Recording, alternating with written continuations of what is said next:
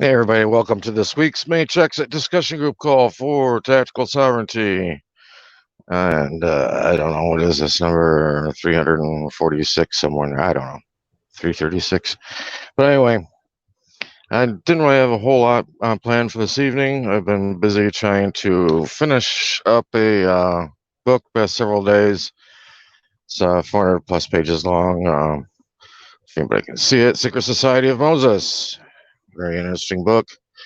Um, All it's really doing is reaffirming a lot of things that I've found in other places, and kind of does come up to some semi-modern things towards the end, talking about tracking people through DNA results and things like that. So I don't know if that has been an addition to it, done later on, because I think a lot of this book was written probably several hundred years ago, in my opinion. Uh, in fact, I was just talking to another group member here, John, before we started recording up. When I first started reading it, I had to keep flipping back and looking at the cover, make sure I was reading the right book, because I had that book also sit next to the complete works of Josephus. And I kept thinking, am I reading Josephus here? That's what it seemed like. Um, anyway, very interesting, and it just reaffirms the way things were in the old world order, as far as the different rulers. I mean, so many of them would spent days, weeks, months if they were lucky, but most of them just a year and a half or two, um, as a office holder for Rome. And many of them even were very reluctant. One of the last ones they had, in fact, they went for a few months without having an emperor because nobody wanted it, because they knew what that job led to. It normally ended up in death one way or another. Um, Most conveniently, at that time, you should always have your ruler leading you in wars, and so they were always starting up these wars. And of course, the ruler would be out there fighting with them on the battlefield, which would make it a very convenient way for him to die without anybody being blamed for an assassination or anything like that. So, yeah, not very many of them really want to do it. And the last couple that they had, Tacitus and Maximus, they decided that they would just split up the territories. I think they split the territories into like 10 areas. Some of the areas were ruled by the Roman Senate, and others were ruled by different governors. And that kind of helps spare them the odds of getting killed one way or another, which is fairly smart.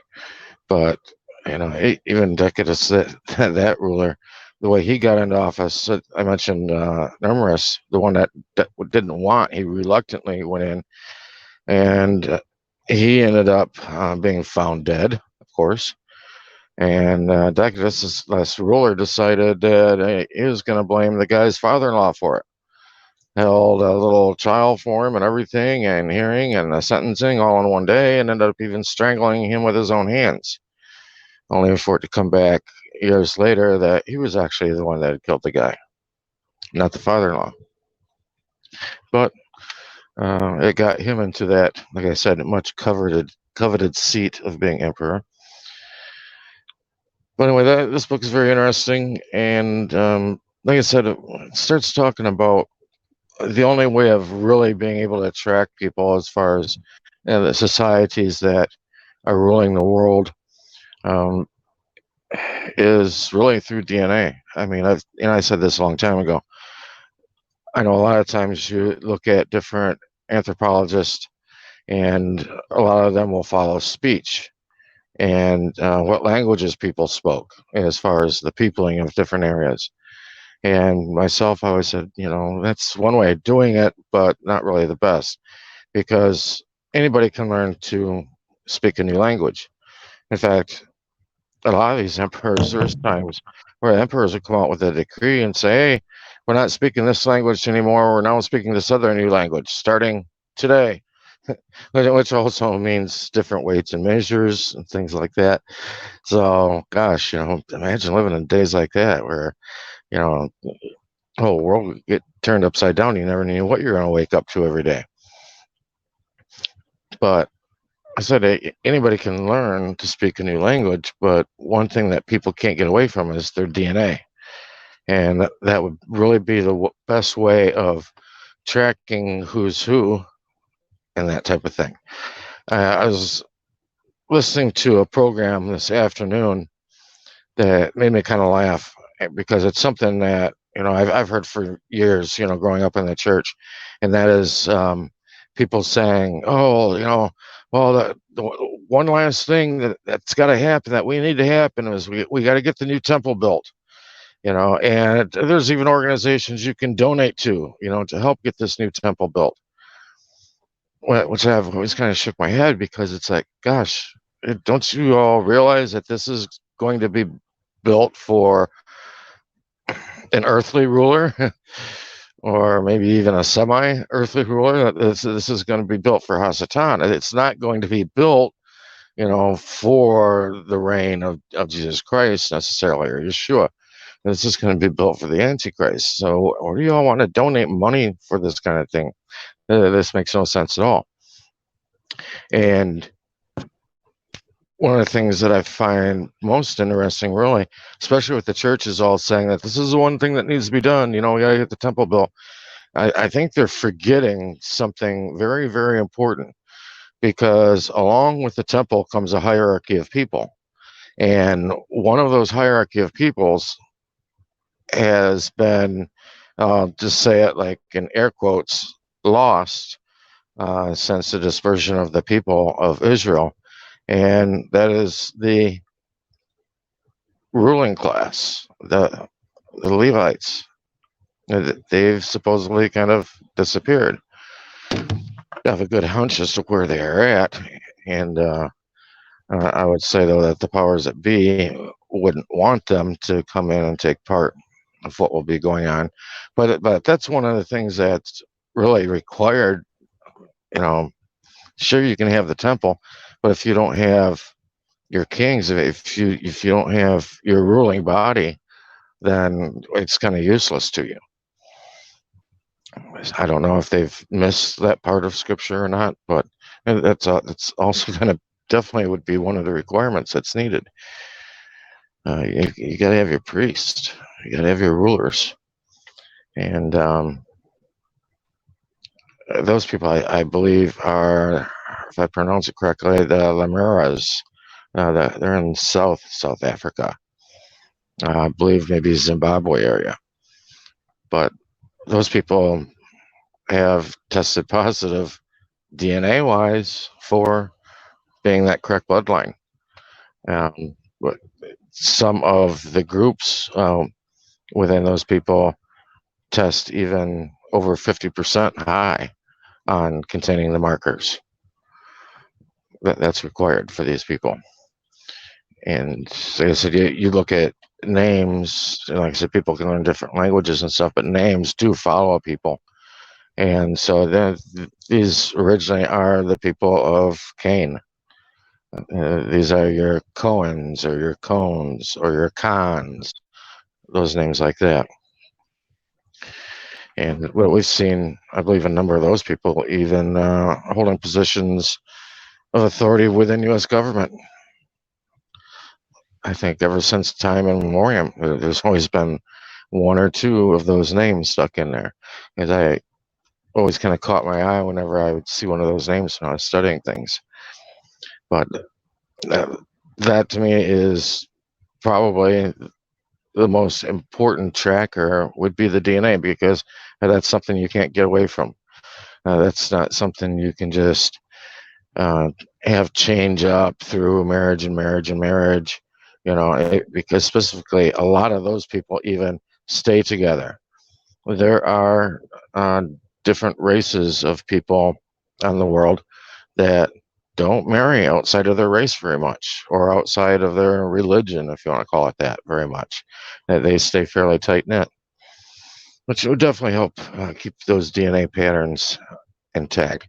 But they found how to actually follow the markers on that through male DNA. I've even found a very, very recent study that's being done right now where they've found more ways of tracking that Y chromosome. So that's something that can't be escaped.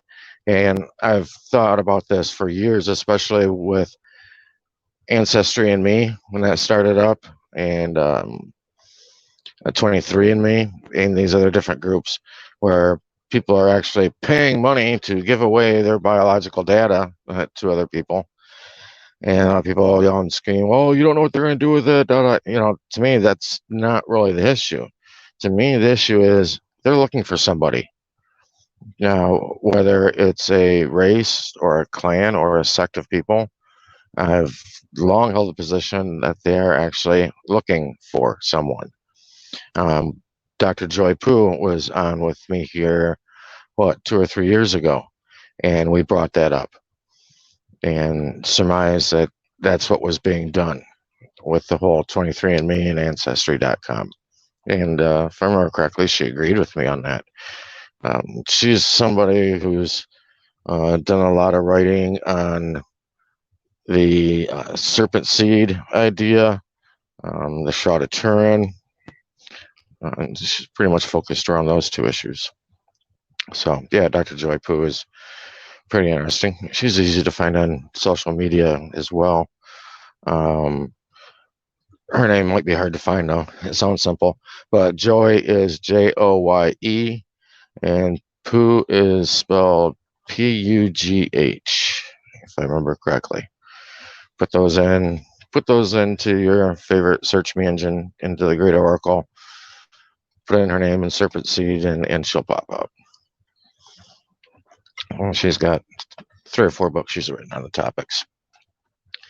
So anyway, I just think when a lot of these different things are offered, and always be worried when government is offering some new service to you. There's always a different agenda behind it, and normally they always have not just one thing they're doing, but a handful of things they're trying to accomplish at the same time. So yeah, nothing is just given freely. So anyway, this is just kind of a short update this evening. Just let you know this week what's been up.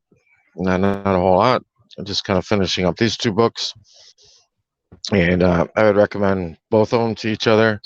And in fact, like I said, when I was reading The Secret Society of Moses, I said, I had to keep looking at it, make sure I was reading the right book, that it wasn't the writings of Josephus. But after reading this book, and as much as I've read of Josephus's book, I would recommend these 2 books be a companion read with each other. I believe I showed the first one. I'll just show it again. Secret Society of Moses. All right. And that is written by a Flavio Barbiero. Barbiero would be an Italian name. But I thought it was interesting, Flavio, because that's just a marker of like Flavius or Flavio, Flavius Josephus, the family that Josephus was brought into. And the other book, this is written by William Whiston. William Whiston, he's the one that did the translation on it. And this is The New Complete Works of Josephus. One right there. So, yeah, I'd recommend those 2. Be companion reads with each other. Because there's a lot of things that you will find in the Secret Book of Moses that you may not be very familiar with. But if you've read writings of Josephus, you already have that foundation, and be aware of what they're talking about there as well. So that's just a recommendation I give to group members this week. Check those things out.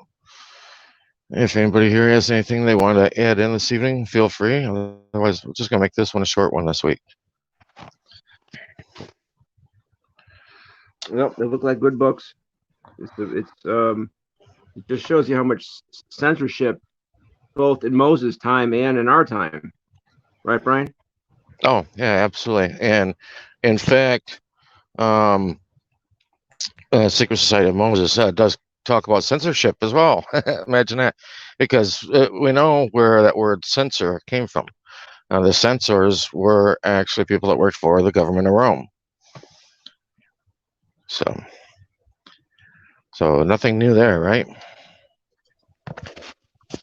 Nope. In fact, that's probably, I'm just thinking that's what that book gets into a little bit because his sons, I mean, I believe Moses' sons too were kind of went missing, right, in the Bible. So it's like something's wrong here. Right. In fact, there's even a lot of talk of his family doesn't get covered that well scripturally. The family of Noah doesn't even get covered that well scripturally because Noah had daughters as well, for instance. But you don't hear anything about Noah's daughters. You only hear about his three sons, Ham, Shem, and Japheth. Right. So definitely recommend getting into extra biblical texts. And yeah, I've had people say to me more than once, they say, well, what evidence do we have that the Bible's even true or that anything in that's even true? And that's the only resource we have. And that just shows me how little they've read, evidently not very well read people, because there's actually hundreds of authors going back to, like I said, even first, second, third century, that can back up a lot of the stuff that's found scripturally, despite the amount of things archaeology wise that are found that somebody didn't just dream up. The stuff is actually there. Of course, people today misidentify a lot of things archaeology wise from scripture, such as Mount Sinai would probably be one of the more popular ones that gets misidentified. But yeah, there's plenty out there to back up things. But as far as doctrine goes, um, you've got to rightly divide the scripture to know what the doctrine is and know who to listen to in scripture and who not to, because there are some writers in scripture that shouldn't be talking, in my opinion. But the Catholic Church decided that they are canonical and that they should be there. So, Right. anyway, well, Okay. John, you have a good night. Catch you all guys later. Have a Yep. wonderful week. Have a good week. Bye.